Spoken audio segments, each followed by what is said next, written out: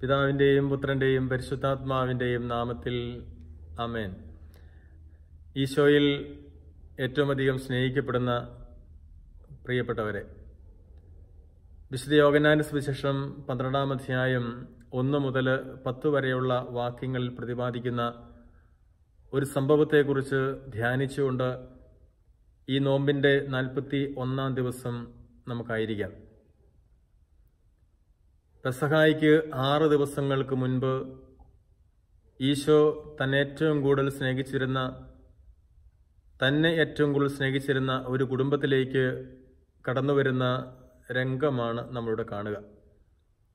ഈശോ ഏറ്റവും കൂടുതൽ സ്നേഹിച്ചിരുന്ന വ്യക്തി അത് ലാസറാണ്. ലാസറിനെയും അവൻ്റെ സഹോദരിമാരായ മർത്തയെയും മറിയത്തെയും ഈശോ അത്രമാത്രം സ്നേഹിച്ചിരുന്നുവെന്ന് തിരുവചനം സാക്ഷിക്കുന്നു.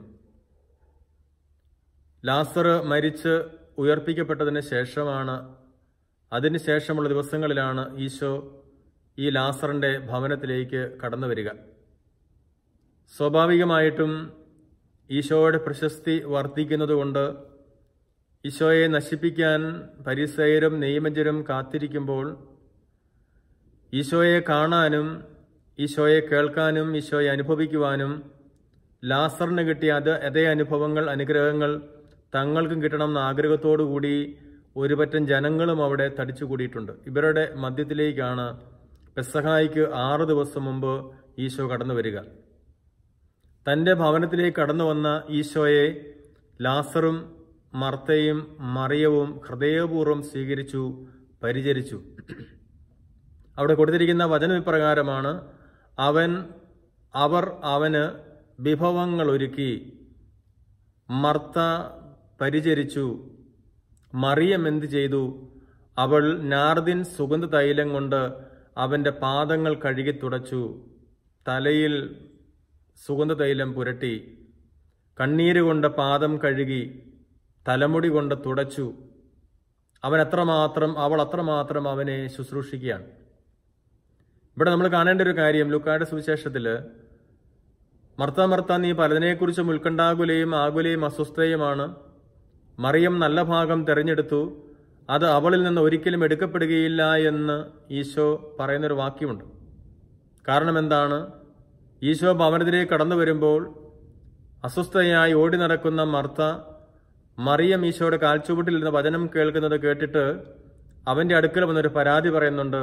ഗുരുവേ, നീ കാണുന്നില്ലേ, മറിയം നിന്റെ കാൽച്ചുവട്ടിലിരിക്കും, ഞാൻ ഇവിടെ കിടന്ന് ഓടി നടക്കുകയാണ്, അവളോട് എന്നെ സഹായിക്കാൻ പറ. വെപ്രാളപ്പെടുന്ന മർത്തയോട് തമ്പുരാൻ പറയുന്നൊരു കാര്യമുണ്ട്: മർത്ത നീ പലതിനെക്കുറിച്ച് ഉത്കണ്ഠാകുലയും ആകുലയും അസ്വസ്ഥയുമാണ്. മറിയം നല്ല ഭാഗം തെരഞ്ഞെടുത്തു, അത് അവളിൽ നിന്ന് ഒരിക്കലും എടുക്കപ്പെടുകയില്ല. ഇന്ന് നമ്മൾ വായിച്ചു കേൾക്കുന്ന, അല്ലെങ്കിൽ യോഹന്നാന്റെ സുവിശേഷം 12-ാം അധ്യായത്തിൽ കാണുന്നൊരു കാര്യം മർത്തയുടെ ഉള്ളിൽ വന്ന ഒരു മാറ്റമാണ്. അവിടെ മർത്ത ഓടി നടന്നുവെങ്കിൽ ഇവിടെ ഈ വാക്യത്തിൽ തമ്പുരാൻ പറയുകയാണ്, മർത്തയാവട്ടെ അവനെ പരിചരിച്ചു. മറിയമാണ് പ്രവൃത്തിയിലേക്ക് പോണത്. മറിയം അവൻ്റെ കാൽപാദം കഴുകി തുടയ്ക്കുന്നു. ഇനി നമ്മൾ കാണേണ്ട ഒരു കാര്യം, ഇങ്ങനെ ഈ ഒരു കുടുംബത്തിലെ 3 പേര് ഈശോയ്ക്ക് ആവശ്യമായ പരിചരണവും ബഹുമാനവും സ്നേഹവും ആദരവും ഒക്കെ കൊടുക്കുമ്പോൾ ഈശോയുടെ കൂടെ ഉണ്ടായിരുന്ന, അല്ലെങ്കിൽ ഈശോയോടൊപ്പം 3 വർഷക്കാലം കൂടെ നടക്കുന്ന യൂദാസ് കറിയാത്തോ പറയുന്ന ഒരു വാക്യമുണ്ട്: എന്തുകൊണ്ട് ഈ നാർദിൻ സുഗന്ധ തൈലം വിറ്റ് ദരിദ്രർക്ക് കൊടുക്കാതെ ഇത് മുഴുവൻ പാഴാക്കുന്നു? യോഹന്നാൻ ശ്ലീഹ കൃത്യമായിട്ട് അതിനകത്ത് പറയുന്നൊരു വാക്യമുണ്ട്, സുവിശേഷത്തിൽ പറയുന്നൊരു വാക്യമുണ്ട്. ഈ യൂദാസ് കറിയാത്തോയ്ക്ക് ദരിദ്രരോട് വലിയ താല്പര്യമുള്ളത് കൊണ്ടൊന്നുമല്ല, അവൻ കള്ളനായിരുന്നതും പണസഞ്ചി അവൻ്റെ കയ്യിലായിരുന്നുകൊണ്ടും ഈ പണസഞ്ചിയിൽ നിന്ന് വീഴുന്നത് എടുത്തിരുന്നുകൊണ്ടുമാണ് അവൻ പ്രകാരം പറഞ്ഞതെന്ന് യോഹന്നാൻ ശ്ലീഹ കുറിച്ച് വയ്ക്കുകയാണ്. എന്ന് പറഞ്ഞാൽ ഈശോയുടെ കൂടെ നടക്കുമ്പോഴും ഈശോയുടെ ഹൃദയ രഹസ്യങ്ങൾ അറിയാനോ, ഈശോയുടെ സന്തോഷത്തിൽ പങ്കുപറ്റാനോ, ഈശോയുടെ സ്നേഹം അനുഭവിക്കുവാനോ, അവന് വേണ്ട പരിചരണം കൊടുക്കുവാനോ ഒന്നുമല്ല ഈ പറഞ്ഞ യൂദാസ് കറിയോത്ത് ഉദ്ദേശിക്കുന്നത്. മറിച്ച് ഈശോയുടെ കൂടെ നിന്ന് എന്തെങ്കിലുമൊക്കെ സ്വന്തമാക്കുക, എന്തെങ്കിലും നേടിയെടുക്കുക.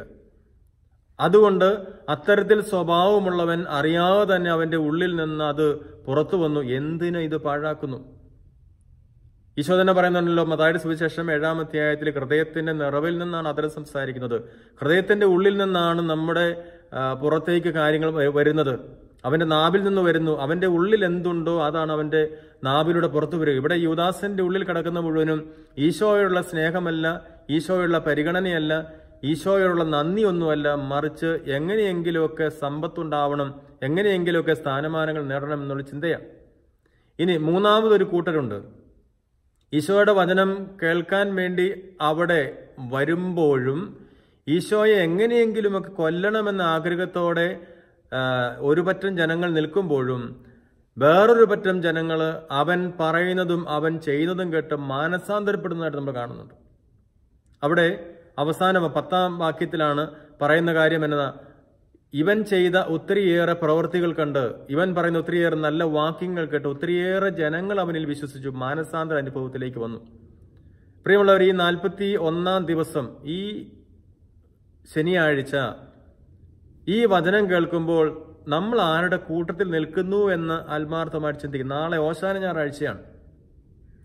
ഒരു കുടുംബത്തിലെ 3 പേർ, ലാസറും മർത്തയും മറിയവും, ഈശോയ്ക്ക് പ്രഥമ സ്ഥാനം കൊടുത്ത്, 1-ാം സ്ഥാനം കൊടുത്ത് അവനെ പരിഗണിച്ച്, അവനെ സ്നേഹിച്ച്, ബഹുമാനിച്ച്, ആദരിച്ച് പരിചരിക്കാൻ ശ്രമിക്കുന്ന ആ കൂട്ടത്തിലാണോ ഞാൻ? അതെയോ ഈശോയുടെ കൂട്ടത്തിലാണ് ഞാൻ എന്ന് പറയുകയും അതോടൊപ്പം തന്നെ ഈശോയുടെ ഹൃദയ രഹസ്യം, ഈശോയുടെ ഹൃദയ വിചാരം മനസ്സിലാക്കാതെ എനിക്ക് എന്തെങ്കിലുമൊക്കെ നേടിയെടുക്കണം, എൻ്റെ സ്വാർത്ഥ കാര്യങ്ങൾ, എൻ്റെ താല്പര്യങ്ങൾ മാത്രം ചെയ്യണം എന്ന് ചിന്തിക്കുന്ന യൂദാസ് കറിയാത്തോയുടെ ഗ്രൂപ്പിലാണോ ഞാൻ പെടുന്നത്? അതെയോ ഈശോയുടെ അടുക്കലേക്ക് ഓടി വന്നു, ഈശോ ചെയ്ത അത്ഭുതങ്ങൾ കണ്ടു, ഈശോയുടെ വചനം കേട്ടു, എൻ്റെ കുറവെന്താണെന്ന് ആ വചനത്തിലൂടെ ഞാൻ മനസ്സിലാക്കി, അത് പരിഹരിച്ചിട്ട് ഈശോയിൽ വിശ്വസിക്കുന്ന മൂന്നാമത്തെ ഒരു കൂട്ടത്തിലാണോ, ഗ്രൂപ്പിന്റെ കൂട്ടത്തിലാണോ ഞാനുള്ളത്?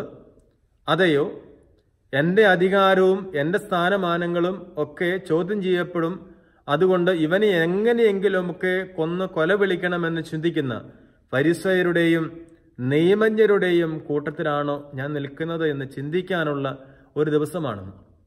ഓർക്കുക, ഈശോയ്ക്ക് ഹൃദയത്തിൽ 1-ാം സ്ഥാനം കൊടുത്താൽ, ഈശോയുടെ ഹൃദയ വിചാരങ്ങൾ മനസ്സിലാക്കാൻ ശ്രമിച്ചാൽ, ഈശോയെ ആരാധിക്കാൻ ശ്രമിച്ചാൽ, തൻ്റെ വേദനകളുടെ നടുവിലും ഈശോ എൻ്റെ ഹൃദയത്തിലേക്ക്, എൻ്റെ ഭവനത്തിലേക്ക്, ഞാൻ ആയിരിക്കുന്ന ഇടങ്ങളിലേക്ക് കടന്നു വരുമെന്ന് ഈ ലാസറിന്റെ ഭവനത്തിലേക്ക് കടന്നു വരുന്ന ഈശോ നമ്മെ ഓർപ്പെടുത്തുന്നുണ്ട്. നാളെ ഓശാന വിളിയാണ്. ഓശാന നമ്മൾ വിളിക്കും, കർത്താവെ ഞങ്ങളെ രക്ഷിക്കണമേ എന്ന് പറയും. ഈശോ തൻ്റെ പ്രവൃത്തി ആരംഭിക്കുന്നു എന്ന് പറഞ്ഞാൽ വലിയ ആഴ്ചയിലെ എല്ലാ പ്രവൃത്തികളും ആരംഭിക്കുന്നത് തനിക്ക് ഹൃദയത്തിൽ ഇടം നൽകിയ ലാസറിന്റെ ഭവനത്തിൽ നിന്നാണ്. ലാസറിന്റെ ഭവനത്തിൽ നിന്നാണ് നാളെ ഓശാന വീതിയിലേക്ക് ഈശോ തമ്പുരാൻ ഇറങ്ങിത്തിരിക്കുക.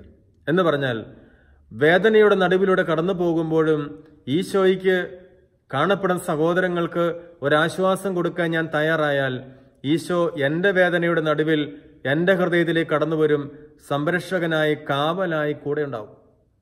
അതേ പ്രിയമുള്ളവരെ, ഇന്ന് ഈ ദിനം, ഈ 41-ാം ദിനം ലാസറിന്റെയും മർത്തയുടെയും മറിയത്തിന്റെയും ഭവനത്തിലേക്ക് ഈശോ കടന്നു വന്ന് അവരോടൊപ്പം ഇരുന്ന് ഭക്ഷണം കഴിച്ച് അവരുടെ സന്തോഷത്തിൽ പങ്കുപറ്റുന്ന ആ ദിനത്തിന്റെ ഓർമ്മയിലൂടെ കടന്നു പോകുമ്പോൾ, നാളെ ഓശാനയിലേക്ക് പ്രവേശിക്കാൻ നമ്മൾ ഒരുങ്ങുമ്പോൾ, ഈ 4 കൂട്ടരിൽ ആരുടെ കൂട്ടത്തിൽ ഞാൻ നിൽക്കുന്നു? ഈ പറയുന്ന യൂദാസ് കറിയാത്തോയുടെ കൂട്ടത്തിലാണ്, ഈ പറയുന്ന കൊല്ലാൻ കാത്തിരിക്കുന്ന ഫരിസായന്റെ നിയമജ്ഞരുടെയും കൂട്ടത്തിലാണെങ്കിൽ മാറ്റം വരാൻ നമ്മൾ ശ്രമിക്കണം. എന്നിട്ട് ഈ പറയുന്ന അവന്റെ വചനം കേട്ട് അവനിൽ വിശ്വസിച്ച ജനക്കൂട്ടത്തിനോടൊപ്പവും അതിനേക്കാൾ ഉപരിയായി എന്തു വേദനകളുടെ നടുവിൽ നിന്റെ കൂടെ ഞാനുണ്ട് എന്ന് പറയാൻ ഹൃദയത്തിൽ ഈശോയ്ക്ക് ഇടം കൊടുത്ത ലാസറിന്റെയും മർത്തയുടെയും മറിയത്തിന്റെയും കൂട്ടത്തിലായിത്തീരാനുള്ള മനസ്സ് തിരിവിന് വേണ്ടി നമുക്ക് പ്രാർത്ഥിക്കണം. എങ്കിൽ മാത്രമേ ഉള്ളൂ ഈ വരുന്ന ഒരാഴ്ചക്കാലത്തെ പ്രവർത്തനങ്ങൾക്ക് അല്ലെങ്കിൽ അനുസ്മരണങ്ങൾക്ക് നമ്മുടെ ജീവിതത്തിൽ അർത്ഥമുണ്ടാവും. അതിനുള്ള കൃപയ്ക്ക് വേണ്ടി നമുക്ക് പ്രാർത്ഥിക്കാം. ഈശോ നമ്മെ ഓരോരുത്തരെയും സമൃദ്ധമായിട്ട് അനുഗ്രഹിക്കട്ടെ. ഈശോയെ, നിന്റെ വലിയ ആഴ്ചയുടെ പുണ്യദിനങ്ങളിലൂടെ കടന്നു പോകുമ്പോൾ നിനക്ക് ഹൃദയത്തിൽ ഇടം തരാൻ, ഹൃദയത്തിൽ 1-ാം സ്ഥാനം നിനക്ക് തന്നുകൊണ്ട് നിന്റെ രക്ഷകനും നാഥനുമായി വീണ്ടും വീണ്ടും ആവർത്തിച്ചേറ്റു പറഞ്ഞ് നിന്റെ പ്രിയപ്പെട്ട മക്കളായിട്ട് ജീവിക്കാൻ ഞങ്ങളെ ഓരോരുത്തരെയും അനുവദിക്കണമേ. അതിന് പരിശുദ്ധ അമ്മേ മാതാവേ, ഈശോയുടെ ഹൃദയത്തിലേക്ക് ഞങ്ങളെ പ്രതിഷ്ഠിച്ച് ഞങ്ങൾക്ക് ആവശ്യമുള്ള അനുഗ്രഹങ്ങൾ ഈശോയിൽ നിന്ന് വാങ്ങിത്തരണമേ. ആമേൻ.